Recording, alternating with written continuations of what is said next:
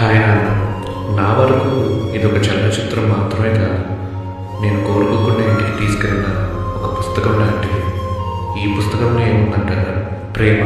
ఇది ఒక అబ్బాయి మధ్య వచ్చే ఆకర్షణ మాత్రమే అని అనుకునేవాడిని, కానీ ఎప్పటికైనా తీర్చాల్సిన ఒక బాధ్యత అని తెలుసుకున్నాను. దూరం. ఇది మన చేతుల్లో ఉండని విషయం. ఒక పెద్ద సంఘటన కొలవలేనంత దూరాన్ని పెంచుతుంది. ఒక చిన్న సంఘటన అదే దూరాన్ని తగ్గిస్తుంది. బంధం.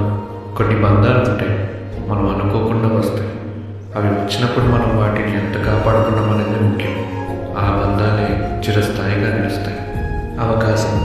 జీవితం మనకి ఎప్పుడు రెండో అవకాశం వస్తుంది. ఆ విషయం అందరికీ తెలిసిందే. కానీ ఆ అవకాశం వచ్చినప్పుడు మనం ఎలా వాడుకున్నామనేది కూడా చాలా ముఖ్యం. చివరిగా నమ్మకం. మనం కోరుకున్న కొన్ని విషయాలు జరగడానికి చాలా సమయం పడుతుంది, కానీ కొన్ని విషయాల్ని మనం బలంగా నమ్మడంలో పెట్టినప్పుడు వెంటనే ఫలితం కనిపిస్తుంది. దాన్ని మనం మేనిఫెస్టేషన్ అని కూడా అంటారు. ఒక ప్రేమ కథ, ఒక నాన్న సంకల్పం.